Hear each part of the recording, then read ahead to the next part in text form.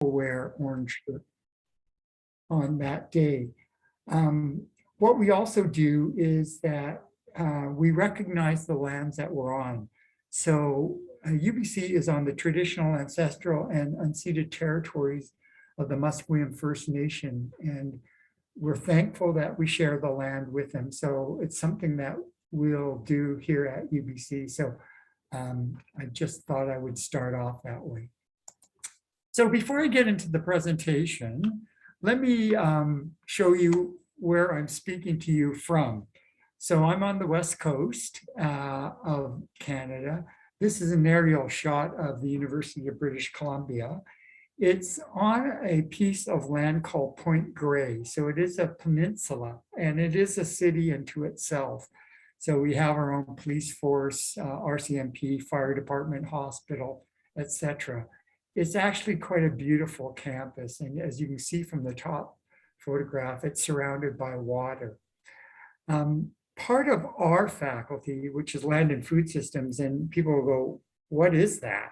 Well, prior to about 10, 15 years ago, it was known as the Faculty of Agricultural Sciences. But amazingly, we're in a metropolis, the campus, but we have a farm on campus. It's about 60 acres, and you can see that in the left-hand side. That land in Vancouver is reportedly worth in excess of $500 million. It is classified as what they call academic green, and it's to protect it from high-density housing. At the University of British Columbia, it was forested, as you can see in the top photograph, but it was a lot more forested. And we put in a lot of high-density housing. We do have, as part of our faculty, a UBC farm, which serves many purposes. It's a research area, it's an educational area, and it's a community outreach area. So we're very privileged. The faculty also has a fully functional dairy. It's about an hour and a half from Vancouver. It's a 500 head herd of dairy. So it is a fully functional dairy, and we do a lot of research at our dairy in addition to producing milk for consumption. So a little bit about UBC before I get into the presentation. So Dr. Yada, really quickly, your presentation went out of full screen and it went back to just the slideshow. Oh, okay, sorry. There it goes. Okay, is that better, Leslie? Yeah, that's great. Okay. Thank you. So, sorry, there's UBC. And so, the title de facto is talking about plant-based foods and our shift to plant-based diets, but you probably heard the word flexitarian.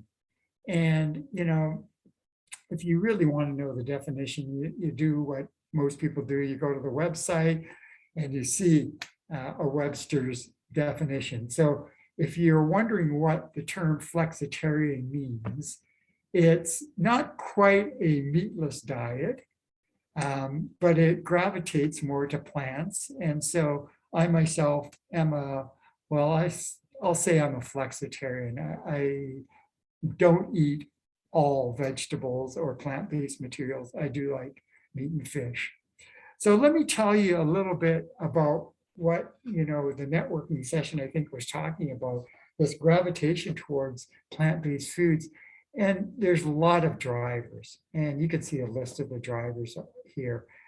One of the big drivers is the UN Sustainable Development Goals. And, I think many of us are quite familiar with the Sustainable Development Goals. There's 17. And I would argue that if you're in an ag faculty like we are, you're probably touching on all 17. But I'm going to focus in on a few of them. And, if you talk about what's really topical lately, and you can thank people like Greta, who talks about that a lot and is still passionate about it, it's climate change. And boy, I don't know in Minnesota if you experienced climate change, but this year in British Columbia, we had a heat dome. And if you're wondering what a heat dome is, we were having temperatures in the low 40s, which is unprecedented for us in Canada, in Vancouver. And so I think climate change has come. It's not changed anymore, it has come. And so, that's a big driver for this plant-based diet phenomena, as well as, the associated greenhouse gas production. And, you hear about that just about every day. And so a few slides. I'm going to leave the presentation with you, Leslie and Emily, so that, if people want to view it after, you're more than happy to do. I'm more than happy to share that with you. So you can see from this slide that over the past few years, our temperatures have really gone up. And this is basically, showing a number of factors that have increased over the last, 40 odd years.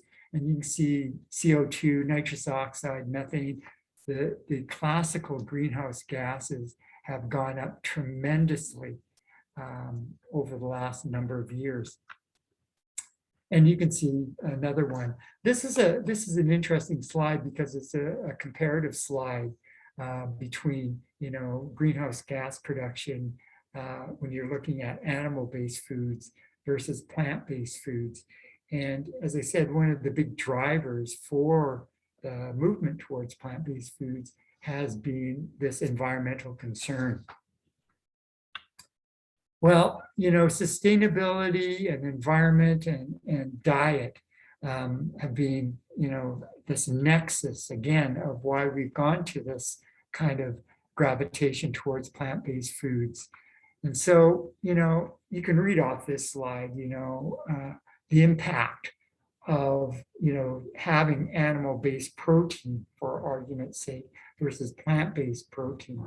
And so, the slide says, 56 or 50 odd plus percent of the emissions are provided by animal-based proteins or farm and agriculture.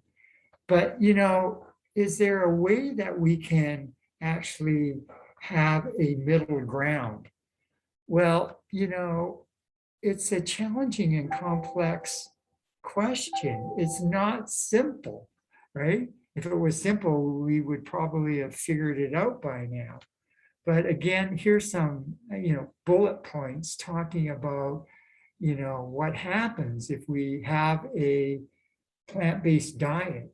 There are some downsides to that. One of the big topics that I think you hear a lot of people talking about is carbon capture, right?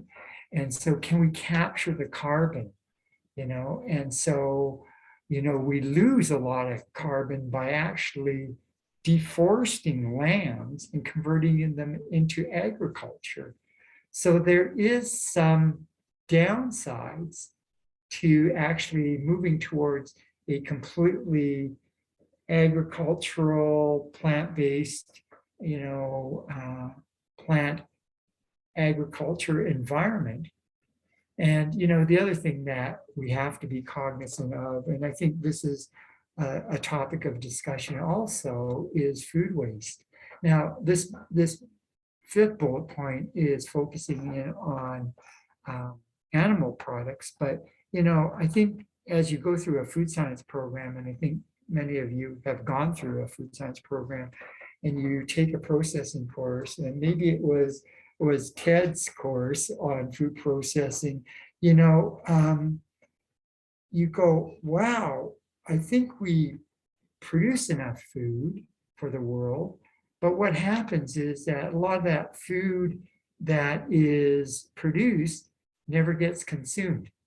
And so food waste is a big issue. I think, we really have to work on distribution of food. Well, in our faculty, we have a number of researchers, and Clark Kremen is one of those joint appointed researchers who's looking at diversified farming. And, if you talk about how we've done agriculture in the past, it's usually been a monoculture kind of scenario. This Claire's really looking at what are some of the benefits of having diversified agriculture. And you can see some of the real benefits of diversifying your agricultural land base. And so here's something that's probably quite relevant to the Midwest, right? This whole rotation of corn and soybean. Well, you know, if you really go to a diverse kind of crop-based agriculture, you can see that you'll get some huge benefits. And so this is something that we're seriously looking at within our faculty right now. Well, I'm going to transition to kind of things that food scientists and nutritionists want to talk about. That is food science and nutrition. So we were fortunate a couple of years ago, just before the lockdown, in fact, probably about 6 months before the lockdown, to have Michael Pollan up to visit the university. Michael has some friends here at UBC, so he was dual functioning when he came up. But we were fortunate to have a forum with Michael.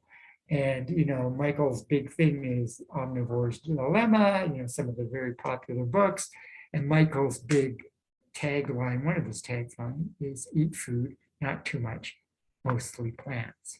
And, you know, if we're talking about what's happening now, well, that's exactly what's happening now. I have to tell you a little secret. So it's not a secret because I asked him during that forum around, he had about 2,000 people in this forum. I said, Michael, tell me, you know, and I feel kind of embarrassed to ask you this question. What's your favorite, quote unquote, unhealthy food, you know, AKA junk food? And without missing a beat, he says, you know, I'm on the road a lot. And so I go to the place where you should not think of going to get food. And that's the gas station grocery store. And I'm going, okay, you're a real person now. And he said, my favorite thing is Cracker Jacks. And I go, oh, how cool is that, right? So the next time he comes up, we're getting him a big box of Cracker Jacks. I said to him, you know, when I was a little kid, I liked Cracker Jacks, not for the popcorn, but I think it was for that, you know, 1/100th of a cent prize you got in the Cracker Jacks. So he laughed. And so next time he's up, we're having Cracker Jacks as part of his meal.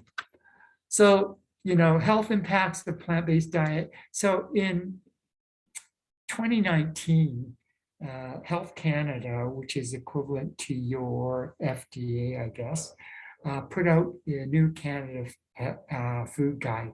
And I'm going to talk about that because it went from promoting commodities. And so you can see on the left-hand side, 1982, you see milk products, blah, blah, blah, to looking at a plate in 2019. And so there was some transformation of promoting special, you know, food groups to let's have a balanced kind of diet. Well, you know, I think all of us have been quite aware of there's been a number of studies looking at the implications of moving towards a plant-based diet. This is type 2 diabetes, and you can see that here's all the benefits that have been reported as we move towards a plant-based diet. Well, you know, this whole movement towards plant-based diet, and I think as I came in and I was catching the last part of the networking, I think the person was talking about some of their technologies about plant-based foods. And so, you know, these are the iconic ones, you know, Beyond Meat, Impossible Burger, you know, the fact that they're using pea and potato to mimic, you know, meat-like products, animal meat-like products. Well, this is a slide that was quite revealing to me. And I'm sure these numbers have changed in the interim. This was a couple of years ago. And so, you know, price was a big factor. And the price differential between, an Impossible Burger, Beyond Burger, a standard animal based no-name burger. The thing that I didn't realize very much was the sodium content. And Mary, I'm sure if you look at these numbers, you go, whoa, put on your brakes. And so, I think as we move towards more plant-based foods, these are things that will be changing, and they'll start to get closer to the natural product. But early stage products, there were some challenges. I'll tell you, the executive chef here at the University of British Columbia, so we have our own food services. So all of the food that is offered, but a few exceptions, are run by UBC Food Services. The executive chef will not bring in Impossible or Beyond Meat. He's a big promoter of plant-based diets. He goes, first of all, he doesn't view them as being healthy. And secondly, well, students who are on the call tonight, realize that, you're trying to get good food for a cheap price. And if you look at these kind of prices, it makes a meal card really challenging if you're at university. I know my son, when he was at university, and that was a couple of years ago, we would buy him a meal card and he would exceed it every year because he liked eating fish, he liked eating meat, and that was expensive choices at the food offering places on campus. Well, cultured meat has also been talked about. This is Meat in a Plate, started by a colleague at Wageningen, Mark Post. Another interesting story, I was interviewed by a science program here in Canada, and the interviewer says, "Tell me about meat in a tube." And I guess he didn't like my first answer. I said, "Jay, I love meat in a tube. It's called a hot dog." And he goes, "No, not a hot dog." He was really referring to cultured meat. And again, there are some challenges with cultured meat. Price is one, and they'll start to work on that. So here's some statistics around the benefits of cultured meat, like plant-based foods. There's a number of benefits, greenhouse gas emissions. Another big driver on that list of the movement towards plant-based foods was actually animal welfare. So we have a superb animal welfare group within the faculty. And, they're telling me that, this concern about animals and has really been what they've heard as being a big, big driver towards people now trying to go to a plant-based diet. So here's some statistics on environmental impact, like energy use, greenhouse gas, blah, blah, blah.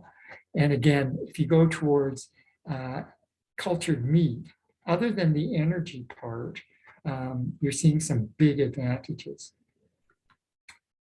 The other thing that this movement has really spurred is basically mining other sources of plant protein. So this is duckweed. If you've ever had a pond in your backyard, this becomes something you go, "Oh my God, we have duckweed in our pond. We need to get rid of it."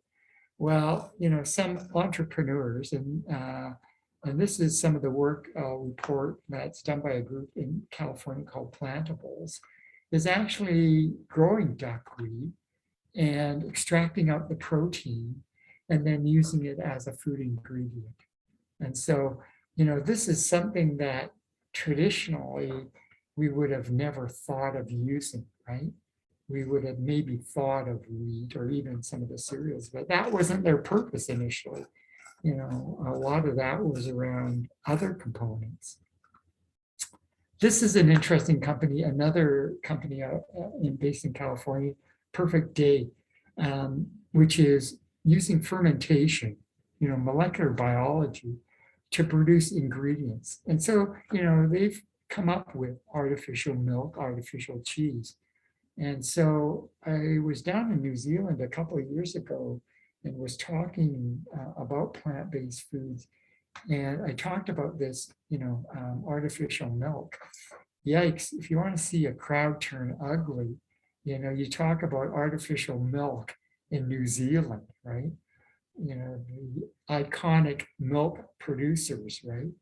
So, but it's going to happen. It's going to happen because there'll be people who want to have the sensation of drinking milk and all the properties of milk, but don't want an animal-based milk product.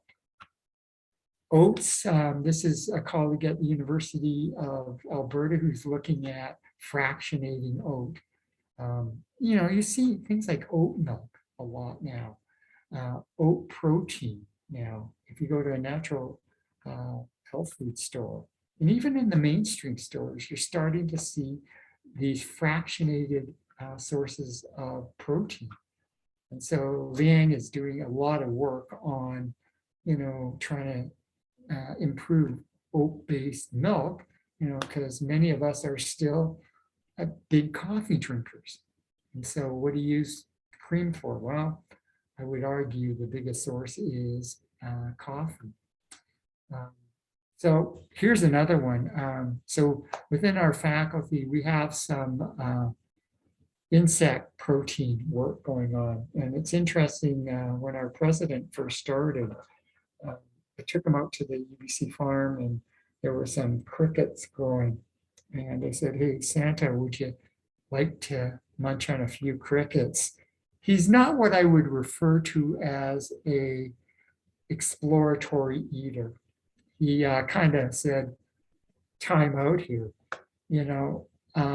I myself will try anything once, but I think what it's made it easier to have insect protein is when you don't see the insect. So here on the slide, you see the whole insect in one pouch and flour on the other side, which I think is much more quote palatable to people, sorry for the pun.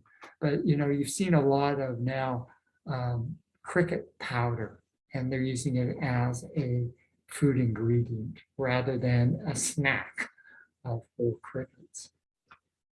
So comes with, plant-based diets are some real challenges, consumer acceptance, regulations, and pushback. So this is a friend of mine at the University of Alberta, Tim Caulfield. He's a lawyer by training. He's a media darling up in Canada. And one of his first books he wrote, he's written a number of books. This is Gwyneth Paltrow wrong about everything? And so he goes in and debunks Gwyneth on everything. So to his credit, he tries things, okay, that Gwyneth has proposed. So he's actually tried the, her flushing of the body kind of thing. And he goes, God, it was horrible. It was actually horrible. And then, some of the concoctions that she drinks, she goes, this is bunk. And so he takes great pride in debunking food myths out there. But, there are a huge number of us, in the population who believe things that are put up on the internet. So populism has been one of the things that has driven some of these food trends. Climate change is another thing, as I said before. Here's the next slide's a really interesting slide. When you talk about, climate change and where, plant-based foods, factors into the discussion around climate change, it is close to the bottom. In fact, it is at the bottom. So here's this disconnect between climate change or discussion around climate change, this movement towards plant-based foods, and where people think it impacts climate change. So you go, wow, I think we need to do a bit of education around this issue. Here's some more stuff around cultured meat and whether or not we're willing to try it or not. You know, this is a consumer acceptance kind of issue. And so, you know, there still is some reluctance about eating stuff out of a petri plate. Flexitarian diet, there's a gender issue here, and this is a great sociological food psychology problem. Men and their love of meat, or males and their love of meat. Plant-based diet. Well, this is an interesting one. If you poll people who go to plant-based diets, they'll say, ooh, I like it, but they're usually non-GMOers. But, you know, part of the plant-based meat-like products is the use of recombinant hemoglobin, right, from plant. And so you go, wow. So it's a choice that I guess people will make. You know, regulations, can we call, you know, plant-based meats meat? Can we call the dairy artificial milk real milk? So there's issues around there. Canada's tried to respect, as we've gone to a plate kind of diet, the multicultural, multi-ethnicity aspect of diet. So it's a challenge when you go to food guides and try to promote foods. There's been some real pushback, of course, from the animal protein people around plant-based and the demonization of animal protein. So can plant and animal-based proteins meet? Yep. You know, there's some Tyson's doing some work on, you know, combinations. There's a number of companies. So Leslie, I'm going to try to wrap it up in a few seconds because I know I'm running over time. There are some issues around where we can and cannot have plant agriculture as contrasted to animal agriculture. You know, Scotland, here's an example where it's pretty tough to actually grow plants. India is not a vegetarian country, and I'm sorry to kind of put a bit of a poo-poo on the Eat Lancet report. But there are large parts of this globe that like to eat animal protein. So I'm going to talk about something that we're moving towards, and maybe in Minnesota, they've moved towards this team-based care. So the whole nexus between among food, nutrition, diet, and exercise. And this is something that we're working on quite hard here at UBC. We've had great hope when the Dean of Medicine says to us, we would like to have more food and nutrition in our medical curriculum. I go, oh my God, have I died and gone to heaven? Mary, I don't know if that would have been the case when you and I were going through school. That was definitely not the case when I was going through school. So acknowledgements, thank you to Minnesota IFT and to Mary and to Phi Tau Sigma. I'm so honored to be your kickoff speaker. I don't think I deserve it. And I have to thank my co-conspirators, Nick Rand and Brian Brixa.